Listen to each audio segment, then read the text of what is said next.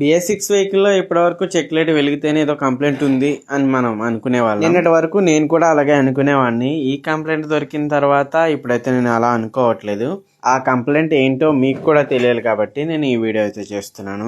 ఆ కంప్లైంట్ ఏంటో తెలియాలంటే వీడియో ఎండ్ వరకు చూసేయండి. ఓకే, ఇదైతే హోండా యాక్టివా BS6. ఈ కస్టమర్ అయితే మన వీడియోస్ చూసే మన దాకా అయితే వచ్చారు. కస్టమర్ చెప్పిన కంప్లైంట్ అయితే స్టార్టింగ్ ట్రబుల్. BS6 వెహికల్ కదా, సెన్సార్ లైట్ వెలగట్లేదు. సో సెన్సార్ అయితే ఏది కంప్లైంట్ కాదు అని అనుకున్నాను. Battery, break switch, self button, self relay అన్ని బానే ఉన్నాయి. చెక్ లైట్ కూడా సెల్ఫ్ చేయగానే ఆగిపోతుంది కాబట్టి కంప్లైంట్ ఏది లేదనుకున్నాను. కానీ యుద్ధం చేయక మాత్రం తప్పలేదు. యుద్ధానికి ఆయుధాలు అయితే సిద్ధం చేసుకున్నాను. ఇప్పుడైతే కనెక్ట్ చేస్తున్నాను. ఇట్లా మనకి కీ అయితే ఆన్లో ఉంది, చూసారు కదా. మనకి చెక్ లైట్ ఆఫ్లో ఉందంటే ఏది కంప్లైంట్ లేదని అర్థం. కానీ ఇక్కడ కనెక్ట్ చేసినప్పుడు మనకైతే ఒక కోడ్ ఫౌండ్ అని చూపిస్తుంది. సో అదేంటో మీకు చూపిస్తాను చూడండి. మనకి ఒక కోడ్ వచ్చింది కదా, దాన్ని అయితే మనం డిటెక్ట్ చేస్తున్నాం.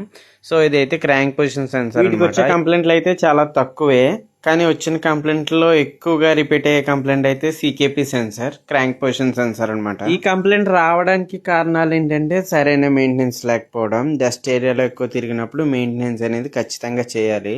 లేదంటే ఇలాగే ఫుల్ గా డస్ట్ ఫామ్ అయిపోయి మనకి కాయిల్ బేస్ నిండా డస్ట్ పట్టేసింది, చూసారా. ఇదైతే మనకి పవర్ సప్లైకి నుంచి అవ్వకుండా అయిపోతుంది. ఇంత డస్ట్ ఉంటే కాయిల్కి మ్యాగ్నెట్కి కనెక్షన్ ఎక్కడ వస్తుంది, బండి ఎలా స్టార్ట్ అవుతుంది. So time to time maintenance చేయకపోతే ఇలాంటి ప్రాబ్లమ్స్ అయితే చాలా ఫేస్ చేయాల్సి వస్తుంది. ఇప్పుడైతే మనం కాయిల్ బ్లేస్ని నీట్గా అయితే క్లీన్ చేసుకోవాలి. తర్వాత క్రాంక్ పొజిషన్ సెన్సర్ అయితే రీప్లేస్ చేయాల్సిందే. ఇంకా నెక్స్ట్ ఇంజిన్ ఆయిల్ అయితే మనం టైం టు టైం మార్చాలి. దట్టు గేజ్కే వేయాలి. గేజ్ కన్నా ఎక్కువ వేస్తే ఇక్కడ ఆయిల్ సీల్ ఉంది కదా, సో దాని నుంచి ఆయిల్ లీక్ అయిపోయి మనకి ఈ క్రాంక్ పొజిషన్ సెన్సర్ అనేది డ్యామేజ్ అయిపోతుంది. నేనైతే క్రాంక్ పొజిషన్ సెన్సర్ ఎప్పుడు స్పేర్ పెట్టుకుంటాను, రెడీగా ఉంటుంది నా దగ్గర. సో కస్టమర్ వచ్చినా వెంటనే వేసి పంపేలా ఈజీగా ఉంటుంది అని పెట్టుకుంటాను. సో ఇదైతే మనం ఇప్పుడు రీప్లేస్ చేయబోతున్నాం. ఈ కాయిల్ బేస్ని అయితే క్లీనర్తో నీట్గా అయితే క్లీన్ చేసి పెట్టుకోవాలి. మళ్ళీ మనకి కంప్లైంట్ రిపీట్ అవ్వకుండా ఇలా నీట్గా అయితే క్లీన్ చేసి పెట్టుకోవాలి. BS6 వెహికల్స్ వాడే వాళ్ళు అయితే ఇలా కంప్లైంట్ వచ్చినప్పుడే కాకుండా ముందుగానే టైం టు టైం సర్వీసింగ్ అనేది చేయించుకుంటే మీకైతే పెట్టుబడి ఖర్చులన్నీ తగ్గిపోతాయి ఆల్మోస్ట్.